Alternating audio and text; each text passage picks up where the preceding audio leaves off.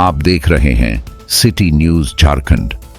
आप देख रहे हैं सिटी न्यूज झारखंड और मैं हूं सीताराम सोनी। नगर निगम चुनाव को लेकर मैं भी वार्ड 30 के एक भावी प्रत्याशी, और हम इन्हें प्रत्याशी तो कह ही रहे हैं क्योंकि ये भी चुनावी मैदान में खड़े हैं, लेकिन दर्शकों हम उससे पहले आपको बता दें इनके बारे में। एक ऐसे चेहरा हैं, एक ये वार्ड के जनता के लिए ऐसे जननायक हैं, ऐसे मसीहा हैं कि इस सोसाइटी, इस वार्ड की जनता के लिए हर दुख हो, हर सुख हो या हर घड़ी में खड़े रहते हैं। इन्होंने पद में न रहते भर में इन्होंने निजी खर्चों से इस वार्ड की जनता के लिए कई कार्य किया है। लेकिन हम इन सभी कार्यों को इन्हीं के शब्दों से सुनेंगे और क्या क्या जो इस वार्ड में कमियां हैं, आखिर क्यों ये चुनावी मैदान में है, क्या उद्देश्य रहा है इनका, क्या सोच रखते हैं इस सोसाइटी के लिए, इस वार्ड की जनता के लिए, वो हम आपको इस आज सिटी न्यूज की खास बातचीत में रूबरू करवाएंगे। आप इस वार्ड की जनता हैं, आप खुद इन जननायक, इन चेहरा से, इनकी बातों से, इनकी मुखों से खुद सुने। सबसे पहले मेरे चैनल में आपका स्वागत है सर। जी धन्यवाद। और मैं आपके चैनल के माध्यम से सभी वार्ड के वासियों को और नगर निगम के वासियों को झारखंडी जोहार करता हूं। मेरा नाम रविंद्र कुमार है। मेरा घर वार्ड नंबर 30 में है और मैं पार्षद प्रत्याशी के रूप में इस वार्ड से चुनाव लड़ रहा हूँ। पहले इस वार्ड में 2 वार्ड थे, परिसीमन के बाद यह वार्ड एक वार्ड हो गया, 2 वार्डों को मिलाकर एक हो गया। इसके बाद इस वार्ड में ओबीसी सीट हुई 2018 में। उसके बाद क्या हुआ कि यह वार्ड में पूर्व के वार्ड पार्षद जी पुनः दोबारा 2018 में आ गए और 5 साल के कार्यकाल के उपरांत 3 साल का कार्यकाल और उनका रहा, यानी कि 5-3-8 साल प्लस 5 साल पहले का 13 साल का कार्यकाल उनका रहा। उनका कार्यकाल बहुत ही सराहनीय रहा। सराहनीय इन मामलों में रहा कि जो हमारी बेसिक नीड थे, जो हमारे जनता का बेसिक ज़रूरत था, उनको पूरा करने में वो लगभग पीछे रह गए और हमारी जो जन समस्याएं थी, उन समस्याओं को वो छोड़कर नेक्स्ट चुनाव यानी कि 2018 के चुनाव के बाद वो हम लोगों को एज इट इज़ छोड़ के दूसरे जगह चले गए और दूसरे जगह रहने लगे। हम लोगों की मुख्य समस्या उस समय ऐसी स्थितियां उत्पन्न हुई, कहीं आग लग गया, कहीं ट्रांसफार्मर उड़ गए, कभी किसी का बच्चा का एक्सीडेंट हो गया। वैसी परिस्थितियों में भी वो हम लोगों के बीच नहीं आए। कभी आते भी थे तो वो समवन स्पेशल्स के यहाँ आते और बस वहाँ से होके और चले जाते हैं। यहाँ तक कि वो वार्ड के और जनता से भी रूबरू नहीं होते या फिर हाल समाचार भी नहीं पूछते। तो ये तो उनकी बातें हो गई, लेकिन जो हमारी बेसिक जो ज़रूरत है, जैसे हमारे यहाँ जल की समस्या, पेयजल की समस्या, हमारे यहाँ नालियों की साफ़ सफाई की समस्या, हमारे यहाँ सड़कों का नवनिर्माण, हमारे यहाँ आश्रय स्थलों का निर्माण आदि जो भी समस्याएं हैं, या आधुनिक शौचालयों का निर्माण, उन समस्याओं से वो अवगत नहीं कराया और उन समस्याओं का उन्होंने निवारण नहीं किया।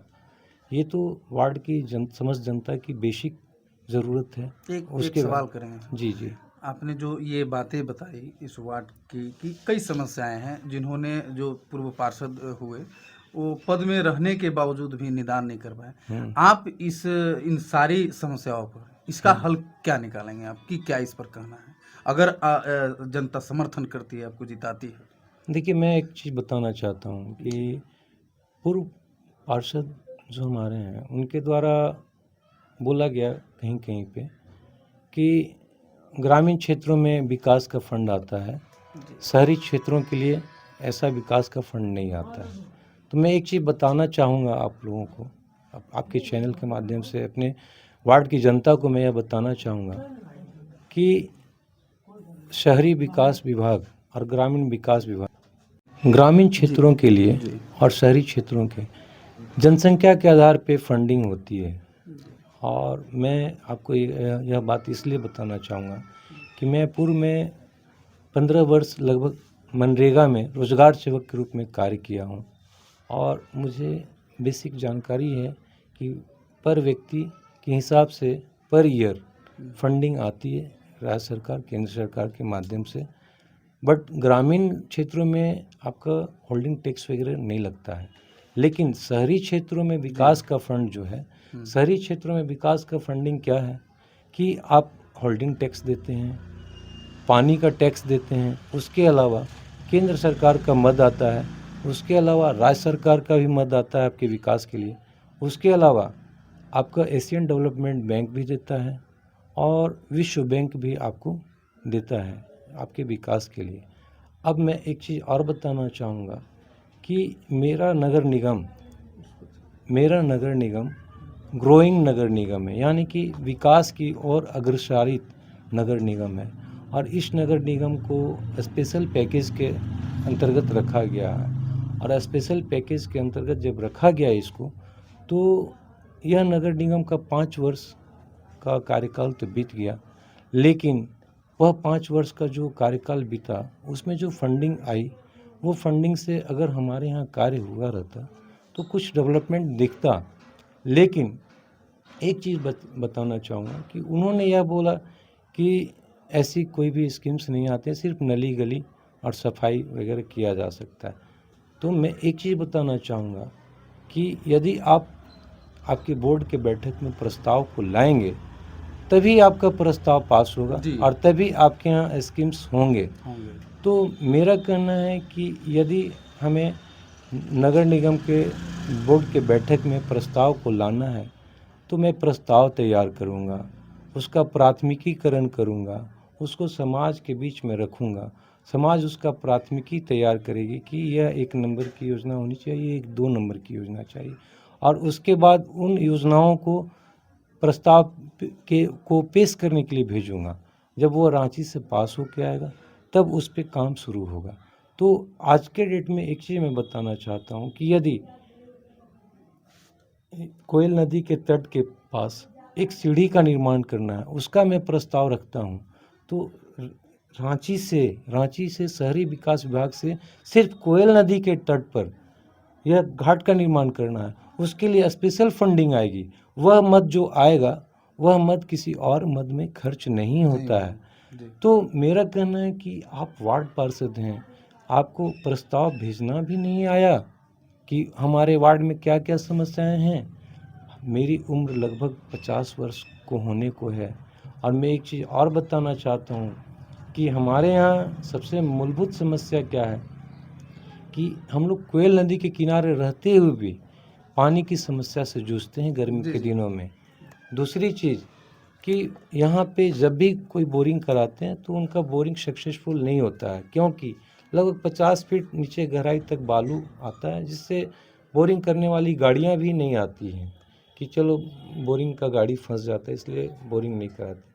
हमारे यहाँ पूर्व में पीएचडी का एक पंप हाउस था, जिससे हम लोग वार्ड के लगभग 600-700 घरों को पानी हम लोग सामाजिक लोग मिलके उसको जिंदा रखे हुए तो उसको चलाते थे।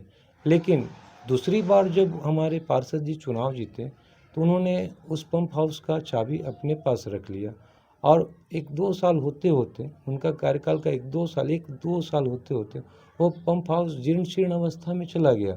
और आज ऐसी स्थिति हो गई कि जैसे मुद्दा को ख़त्म करना तो कोई उनसे सीखे कि वह मुद्दा ही नहीं रहेगा कि मतलब उस मुद्दा के बारे में लोग बोलेंगे।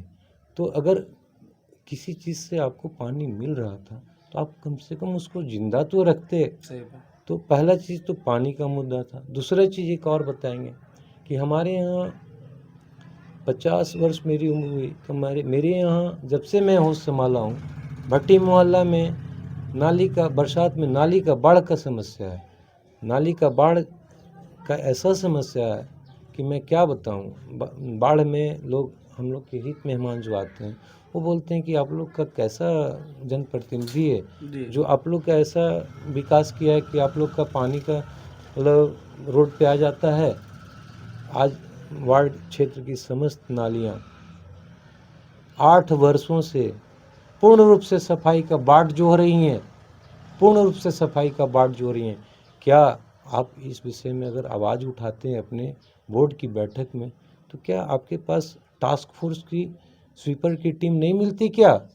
आप टास्क फोर्स की स्वीपर की टीम है नगर निगम की अपनी, जो विशेष तौर पे वैसे वार्डों में जहाँ पे बहुत ज़्यादा समस्याएं हैं उनके लिए वो काम करने जाती है। यदि आप नगर निगम के बोर्ड के बैठक में आप अगर एक बात को रख देते, इन बातों को रख देते कि मुझे इन समस्याओं को से निजात दिलाना है जनता को, तो आपको टास्क फोर्स की टीम आती और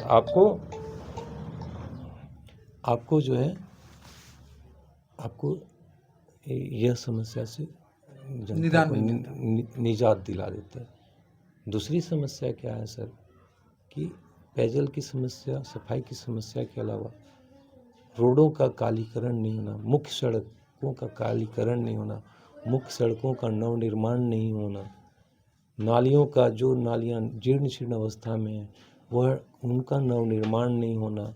सबसे पहला चीज़ मैं बताना चाहूँगा सर कि हमारा जो चौमाहान का मुख्य सड़क है उसी तरह हमारे मोहल्ला में भी एक चौमाहान के लायक मुख्य सड़क है, क्योंकि शमशान घाट का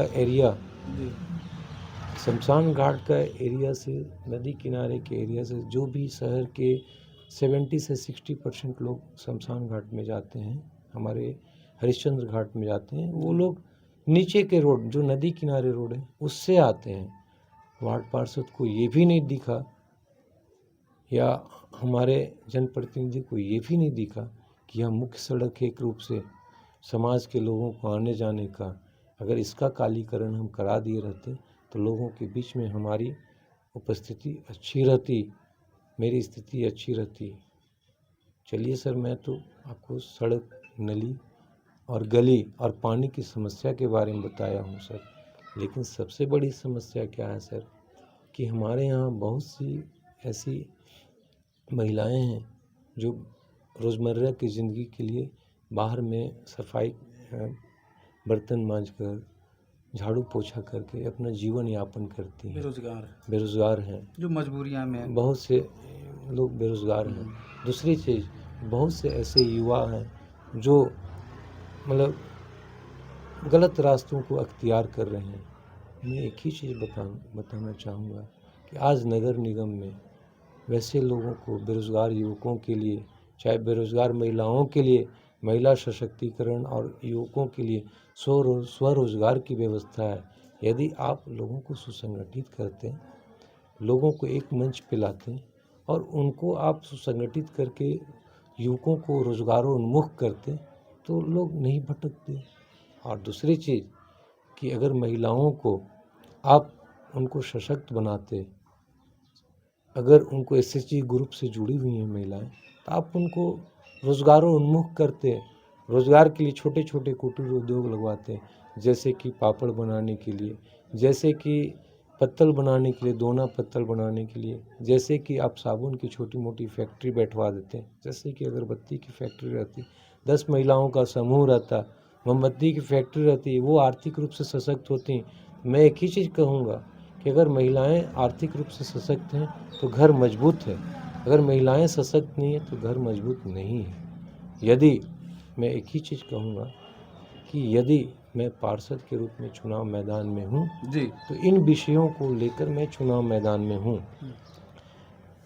मेरा एक ही आपसे, आपके चैनल के माध्यम से कहना है कि मेरी जो प्रमुख उद्देश्य हैं, जिनको उद्देश्यों को पूरा करने के लिए, जिन उद्देश्यों को पूरा करने के लिए मैं मैदान में हूँ, वो मेरा प्रमुख उद्देश्य क्या है कि वार्ड क्षेत्र के समस्त लोगों को पेयजल की व्यवस्था सुलभ कराना। दूसरा चीज़ कि वार्ड क्षेत्र की समस्त नालियों को 20 जून को हम लोग का झारखंड में मानसून का आगमन होता है जी। और 20 जून तक वार्ड क्षेत्र की समस्त नालियों को जड़ से टास्क फोर्स, स्वीपरों की टास्क फोर्स के माध्यम से, उनकी मदद से समस्त नालियों को जड़ से ख़त्म करवाने का मैं प्रयास करूँगा। दूसरा चीज़ कि उसके उपरांत मैं वार्ड क्षेत्र की उन समस्त गलियों का, उन समस्त सड़कों का, जिन सड़कों, मुख्य सड़कों का कालीकरण नहीं हुआ है, उनका प्रस्ताव लाऊंगा। जो गलियां जीर्ण शीर्ण अवस्था में हैं, उनका भी मैं प्रस्ताव बोर्ड के बैठक में लाऊंगा। और वैसे नालियां जो जीर्ण शीर्ण अवस्था में हैं, उनका नवीनीकरण के लिए भी मैं बोर्ड के प्रस्ताव में इन बातों को रखूंगा। उसके अलावा हमारे वार्ड क्षेत्र में सबसे बड़ी बात है कि बहुत से ऐसी महान विभूतियाँ हुए हैं जिनके नामों पर चौकों का नामकरण हो, और उन चौक चौराहों को सर्वे के टीम के माध्यम से और जुड़कों के माध्यम से या फिर अपने प्रस्ताव के माध्यम से उन चौक चौराहों को सुंदर बनाना और लाइट व्यवस्था, बिजली व्यवस्था को सुदृढ़ बनाना मेरा यह पहला कर्तव्य होगा। उसके उपरांत जो दूसरी समस्या है, यह तो समाज की बेसिक समस्या होगी। दूसरी समस्या घर घर की समस्या। घर घर की समस्या क्या है? राशन आवास पेंशन।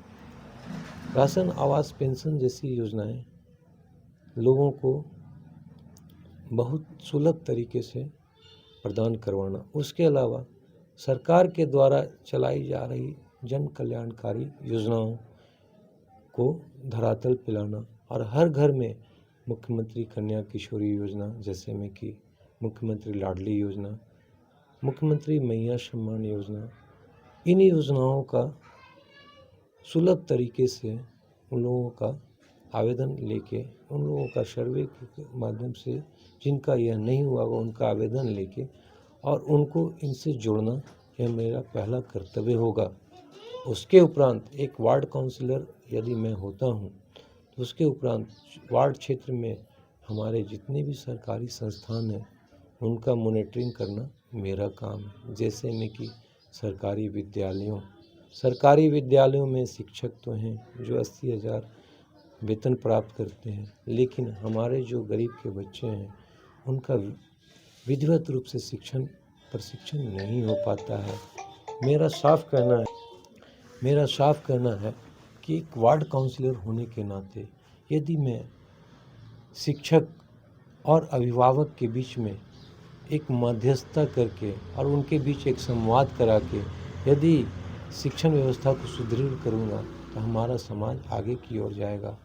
हम एक चीज़ आपको आपके चैनल के माध्यम से बताना चाहते हैं कि एक प्राइवेट स्कूल के टीचर को 15 से 20 हज़ार की सैलरी मिलती है और वो अपने बच्चों को मतलब वेल मेंटेन शिक्षा प्रदान करते हैं, बजाते बहुत अच्छे तरीके से लोगों को स्कूल में बुलाते हैं, बच्चों को बुलाते हैं। और जो बच्चे गलतियां करते हैं तो गार्जियन मीट होती है हर 3 मंथ पे प्राइवेट स्कूल में पेरेंट्स मीटिंग होती है। क्या हमारे सरकारी स्कूलों में ऐसी व्यवस्था नहीं होनी चाहिए? क्या होनी चाहिए। तो मैं एक ही चीज़ कहूँगा आपके चैनल के माध्यम से, जो भी व्यवस्थाएं हैं उन व्यवस्थाओं को मैं सुदृढ़ करने का प्रयास करूँगा। और एक चीज़ और कहूँगा मैं आपके चैनल के माध्यम से, समाज को सुसंगठित करने का प्रयास करूँगा। और जो हमारे युवा इधर उधर घूमते हैं उनको सुसंगठित करके स्वरोजगार की ओर ले जाने का प्रयास करूँगा। और महिलाओं को सशक्त करने के लिए उन लोगों को भी महिला सशक्त करने। आपको जानकारी मुझे प्राप्त हुई है जैसे कि आपको यहाँ पे इस वार्ड की जनता के द्वारा पानी वाला के नाम से भी जाना जाता है, इस पर क्या कहेंगे आप? बड़ा कि प्रचलित है ये नाम, देखिए जानकारी मिली है। एक चीज़ मैं आपको बताना चाहूँगा कि यदि अब आपकी सामाजिक पृष्ठभूमि है तो सामाजिक पृष्ठभूमि को यह सेवा का भाव है, इसको बाहर नहीं लाना चाहिए। मैं इसलिए बताना चाहूँगा कि मैं इस समाज का बेटा हूँ और यह मेरा ननिहाल है। तो समाज का बेटा भी हूँ, समाज का भाई भी हूँ और समाज का भांजा भी हूँ। यदि मुझे ज़्यादा मिला तो उसको बांटना चाहिए। जय मेरे माँ बाप मुझे यह सिखाएं कि बाँट चोट खाओ गंगा नहाओ। मेरे इस वार्ड में, जब मैं आपको बताना चाहूँगा आपका चैनल के माध्यम से, मेरी इस वार्ड में सबसे पहले चीज़ की पेयजल की समस्या, दूसरी चीज़ की नदी के किनारे रहते हुए भी हम लोग पानी की समस्या से जूझ रहे हैं। तो मैंने बोरिंग कराया अपने घर पे। मेरा अपना पानी प्लांट भी है। उस पानी प्लांट से जो है हमारे मोहल्ला के लोगों को सबसे कम दर पे मैं पानी प्रदान करता हूँ, फ़िल्टर पानी, ताकि लोग पानी पिएं, स्वस्थ रहें। जल ही जीवन है, यह एक नारा है। तो जल जो है हमारे लिए अति महत्वपूर्ण है। मैंने जब अपना बोरिंग कराया तो बोरिंग कराने के क्रम में मुझे लगा कि माँ गंगा मेरे यहाँ प्रकट हो गई हैं। तो माँ गंगा प्रकट हो गई तो मैं बस एक प्रयास किया। मेरे एक मित्र हैं, उनके यहाँ पानी दिया। मंदिर में वचन दिया था कि मंदिर में पानी भेजूँगा। तो लगभग 500 मीटर दूरी पे मंदिर है मेरे घर से, तो वहाँ पे पानी भेजा पाइप के माध्यम से, अंडरग्राउंड पाइप करके। तो वो पानी वहाँ ईज़ी गोइंग उपलब्ध हो गया। जब मैं देखा कि मेरा ननिहाल में भी पानी की समस्या है, तो वहाँ पे लगभग 10 घरों को मैं पानी दिया। तो मैं देखा कि मेरा 10 घर भी पानी को देने के बाद भी मेरे पास सरप्लस है। तो फिर समाज के कुछ लोग पानी के लिए त्राहिमाम, गर्मी का दिन है, आपका गर्मी के दिन में शहर में टैंकर से पेयजल आपूर्ति की जाती है। और कभी कभी ऐसा समस्या हो जाता है कि भाई वो वार्ड पार्षद अपने क्षेत्र में, वो वार्ड पार्षद अपने क्षेत्र में टैंकर को ले जाते हैं, जिस कारण हमारे यहाँ भी बहुत कम, एक टैंकर आया अगर एक दिन में तो 4000 लीटर का टैंकर होता है। और 4000 लीटर का आप पानी बांटते हैं तो क्या पूरा मोहल्ला को पानी तो आप दे नहीं पाएंगे। और उसमें मारा मारी होने लगी। इस व्यवस्था को देखने के बाद मैं एक ही चीज़ सोचा, क्यों न एक प्रयास किया जाए और लोगों को सुलभ तरीके से पानी उपलब्ध कराते हैं। तो मैं लगभग 1 किलोमीटर के दायरे में, अपने घर से 1 किलोमीटर के दायरे में छत सभी लोगों का इसमें सहयोग मिला। ऐसा नहीं कि मैं अपने से कर दिया हूँ, सभी लोगों से पूछा कि भाई आपके छत से मैं पाइप ले जाऊँ, भाई आपके छत से मैं पाइप ले जाऊँ। लोगों का भी सहयोग मिला और वह पाइप को मैं छत ले जाके, और हर 50 घर की दूरी के बाद मैं पॉइंट निकाला और वहाँ पे पानी गिरता है। अब क्या है कि सुबह में लगभग 6 से 7 घंटा मेरा मोटर चलता है, जो सोसाइटी और समाज के लिए है।